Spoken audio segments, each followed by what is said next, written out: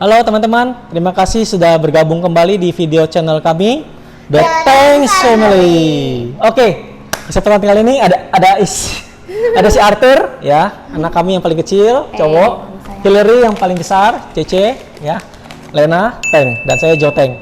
Oke, topik kali ini kita berbeda sekali dengan topik lainnya. Biasanya kita ngomongin bisnis, kali ini kita tentang family. Apa judulnya, Lena?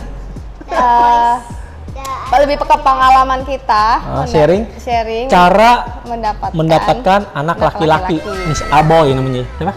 Aboy. Oke, Aboy. Oke ya, ini santai. Ini pengalaman pribadi ya. Ini kita bukan dokter. Kita bukannya sok pinter, tapi sharing aja pengalaman kita. Arthur nih anaknya nggak bisa diem nih kayak gini nih.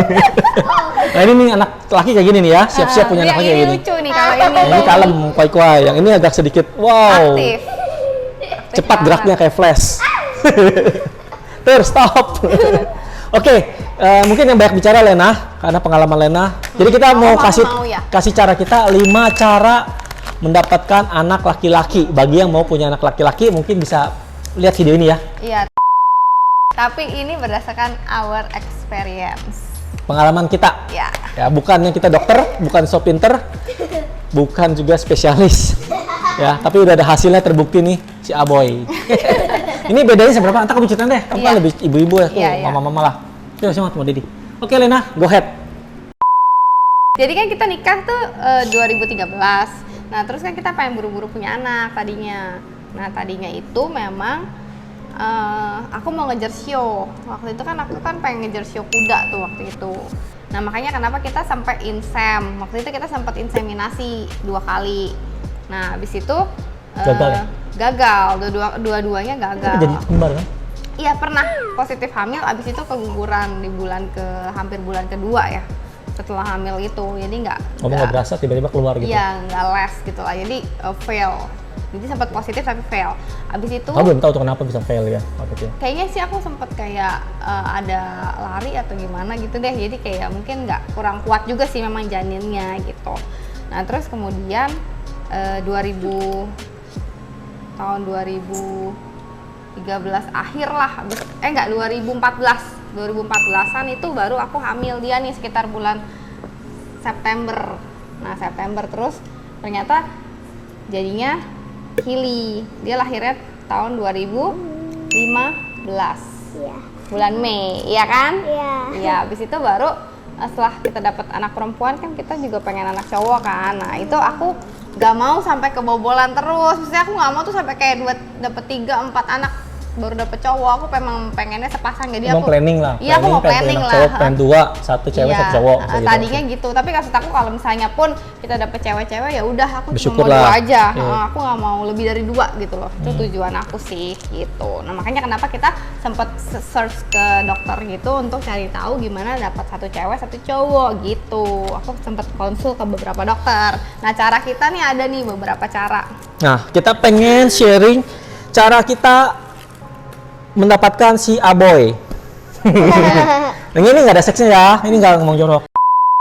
Jadi kita mau sharing nih cara kita mendapatkan si Aboy. Arthur, cuma panggilan kita si Aboy. Karena cowok kan, kalau ini Aga nggak cocok. Jadi ini Hillary, Cece. Ini si Aboy ya. Jadi kita mau sharing cara pengalaman kita mendapatkan si Aboy 5 cara. Ini boleh dicoba, boleh nggak? Terserah ya. Cara pertama, kamu harus ini kan kita natural ya, jadi kita nggak insem lagi, jadi natural. Jadi semua ini bener-bener natural ya. Jadi kamu harus tahu tanggal subur perempuannya gitu kan. Biasa kan setiap bulan kita menstruasi. Nah, tanggal suburnya itu biasanya di 14 hari sebelum hari pertama mens berikutnya. Itu harus dihitung. Nah, 14 hari sebelum tanggal mens berikutnya itu adalah tanggal subur kamu. Dan kalau misalnya mau punya anak cowok, itu harus berhubungannya di tanggal subur tersebut. Oh, oke. Ini tapi ntar explain sama dokter lagi tanya ya. Kita pengalaman kita ya. Iya, itu pengalaman kita. Aku juga udah tanya 3 dokter kan, kita selalu konsul sama dokter salah satunya dokter Cenroni. Kita dokter Cenroni, dokter Stella Sherry Mansur. Oke. Ada dokter lupa sih, ada beberapa sih. Iya. Banyak. Udah lama Nanti sih. aku tulisin ya dokter apa aja yang kita udah pernah konsul. Ada 5 dokter actually. Nah, terus jadi semua bilang sama. Semua kurang lebih sama. Jadi kalau bisa berhubungannya pas di hari tanggal subur tersebut atau Untuk dapetin anak cowok. ya kalau kita earlier daripada tanggal subur tersebut biasanya cewek gitu karena berhubungan dengan sperm itu loh. Berarti sekali tembak dong. Ya ada suasana basah, ada suasana asam gitulah semacam itu. Nanti detailnya ditulisin aja. Oke, berikutnya ini kan udah mulai menjurus ke dalam-dalam nih. Anak-anak kita bawa ke atas dulu. Oke. Mbak, Cus. Encus empar. Nah, yang Oke, tadi cara pertama. Oke, cara pertama tadi kesimpulan gimana?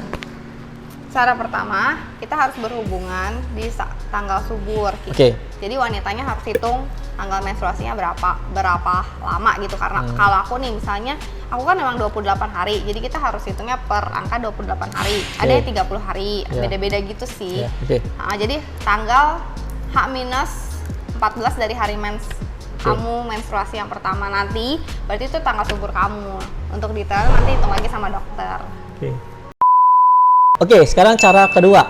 Cara kedua, katanya ceweknya harus orgasme. Tapi aku terus terang tidak ingat apakah aku orgasme atau tidak pada saat itu. Dan penetrasinya kata dokter harus dalam gitu supaya sperma cowok itu katanya lebih nggak kuat hidup lama, jadi harus cepet-cepet masuk ke dalam sel telur. Kalau yang sperma anak perempuan itu dia lebih tahan lama. X-nya ya, kalau si Y-nya cepet mati. Si Y-nya tuh cepet mati, jadi harus cepet-cepet dideketin banget gitu loh. Maksudnya segera mungkin bertemu sel telur, kalau nggak dia udah keburu mati gitu. Make sense kan? Make sense. Cara ketiga. Cara ketiga itu katanya, jadi sih ya, katanya sih kita bisa kayak mengkondisikan vagina kita itu dengan suasana basah atau asam. Jadi kalau suasananya basah itu akan sperma yang Y itu akan hidup dan sperma yang X itu akan mati. Nah kalau sedangkan suasananya asam terbaliknya gitu loh. Terus asam atau enggaknya gimana caranya? Nah kalau ada sih, kalau misalnya bisa tanya dokter, mereka akan ajarin cara untuk kayak sebelum berhubungan itu menyeka dengan suatu cairan. Itu nanti tanya dokter lagi ya? Itu detailnya cairan apa, cuman ada Tapi kalau yang mau tanya teman-teman, boleh tanya kamu ya? Ya ntar DM aja, soalnya aku juga nggak bisa kayak suggestion yang mendetail banget, karena kan dokter beda-beda, cuman ini berdasarkan pengalaman aku. Jadi memang ada cairan soda kue atau apa kayak gitu. Nah tapi aku juga kalau sama dokter aku waktu itu dikasih suatu cairan yang mungkin seperti soda kue gitu. Nah tapi udah jadi gitu loh. Tapi itu nggak dijual bebas? Kayaknya dijual bebas, tapi harus dengan resep dokter. Gitu. Teman-teman, nanti kalau mau tanya Lena lebih detail lagi cairan apa itu, DM aja ke IG. Ke IG ya, ke Instagram. Ke Instagram Lena Teng ya. Jangan Joteng, saya nggak tahu. Itu cara ketiga. Itu cara ketiga. Itu udah cara ketiga. Sekarang cara keempat. Cara keempat itu dari makanan sih.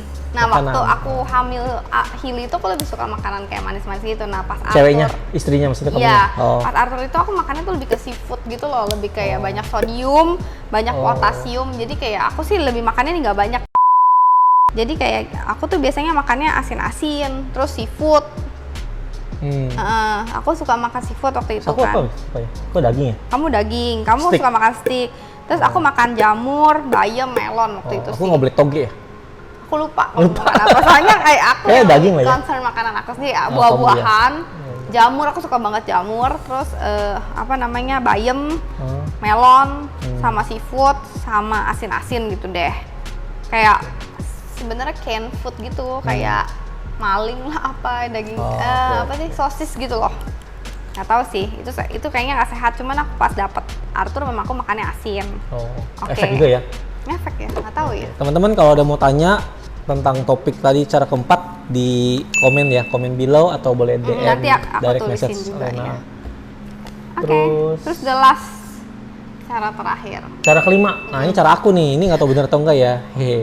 Ini sih cara mitos katanya, ini aku dapat dari bos aku dulu, mantan bos aku dulu, aku kerja di pabrik coklat, ada bos aku, ownernya bilang, kamu kalau punya anak cowok, katanya sebelum mulai naiknya dari sebelah kanan, setelah selesai turun dari sebelah kiri. Kayak gitu. Lupa, kayaknya iya sih, aku selalu gitu konsepnya sih, nggak tahu ya, tapi ini mitos lah, makanya cara kelima kita itu nyeleneh ya. Ya, oke. Percaya nggak percaya, tapi jangan percaya juga. Tapi nggak ada salahnya coba juga kan. Jadi cowok naik dari sebelah kanan ke sebelah ceweknya. Jadi ini kan cewek tidur, cowoknya berarti di sebelah sini naik. Terus gitu ya. WWW atau wik. Terus turun sebelah kiri cowoknya gitu. Jadi aku kayak guling gitu kan. Terus ceweknya juga kalau Nggak boleh langsung ya? Enggak, aku juga dulu kan kayak selain konsultasi sama dokter, aku konsultasi sama Shinsei juga. Oh iya. Jadi itu Shinsei juga bagus, dia tuh bisa kasih obat Cina yang untuk menyehatkan rahim gitu sih. Nah terus dia juga bilang setelah berhubungan itu kita harus posisinya bukan angkat kaki, itu salah. Oh jadi bukannya tidur terus kaki Iya, atas jangan salah ya? kata Shinsei itu kita posisinya malahan harus tiduran, Tengkurap. terus kita sambil nonton TV lah. Kalau salah dipakein bantal guling deh itu kamu perut kamu. Enggak. Langsung tengkurap aja. Tengkurap aja. Enggak begini gitu. Iya, kita boleh tengkurap begini sambil bantalnya di sini. Nggak Usah dia apain. Oh. Jadi itu salah kata Shinsei yang angkat kaki lah ya. Okay. Taruh bantal di sini lah, itu salah kata Shinsei. Taruh gini salah juga? Enggak usah pakai katanya gitu. Oke ya, itu kata Shinsei. Shinsei, tapi aku lakuin. Jadi ada tradisional, ada modern. kedokteran juga gitu. Jadi ini kita yin and yang. Kita udah keliling-keliling soalnya ya kan. Kita sempet Arthur tuh 2 kali 3 kali coba ya gitu ya. 2 kali insem. Jadi aku insem sempat 3 kali. Sekalian saya bayar mahal loh. Iya, waktu itu kita sempat mau bagi tabung juga, gila ya. Soalnya ngejar-ngejar waktu kan, kita kan percaya show. ada percaya show juga Iya, gitu. iya. Tapi itu kan nggak harus gitu kan. Nah, ya udah. Terus ada satu lagi kata Shinsei, nggak boleh turun dari ranjang sampai pagi. Oh, Jadi- jangan cuci itu. Jadi Ceweknya? nggak boleh mandi. Jadi kayak ya udah tidur aja gitu. Oke, Ini teman-teman. ada beberapa teman aku yang susah hamil terus aku kasih tahu mereka Jangan. berhasil loh. Oh, oke. Gitu. Jadi kayak emang apa yang aku dapat dari si Shinsei dan dokter itu aku share gitu loh. Oke. Mm. Teman-teman, seru gak? Seru Ini ya? lebih dewasa dikit ya, jadi nggak ada ngomong kotor kan, jadi aman ya. Terus udah gitu, tolong kalau yang suka nih, tolong di like ya. Jadi kita tahu teman-teman suka sama video kita, jadi kita tetap mau sharing kita punya pengalaman ya kan. Iya. Terus tolong di-share juga teman-teman ya, mungkin yang belum punya anak atau mau punya anak cowok gitu Karena ya. teman aku ada yang 8 tahun nggak punya anak. Itu bikin topik baru tuh. Iya, sama aku mau cerita tentang kita tuh hamil tuh 2 kali, dua-duanya biayanya gede banget sampai Iya, kayak iya. bayi tabung. Jangan di video ini ya, video Jangan, berikutnya ya. iya, nanti di Nah, next video kalau ya. penasaran silahkan subscribe. Seru loh, seru. Topiknya apa ya bentar ya? Kehamilan dengan darah kental. Oh iya, serem. Orang kan nggak tahu semua darah kental kan masalahnya kan. Iya, banyak banget teman aku yang keguguran, and then they don't know kalau ternyata itu Terus dari kalau nggak darah. salah nih, kalau darah kental anak pun jadinya pun agak sedikit nggak terlalu pintar ya. Ada keterlambatan Karena asupannya ya. perkembangan, iya. Oke, itu videonya bakal nanti kita share di next video teman-teman. Tolong di subscribe. Thank you. Thank you. See you. Sampai ketemu. Saya Joteng. Saya Lena Teng. Bye. Thank you.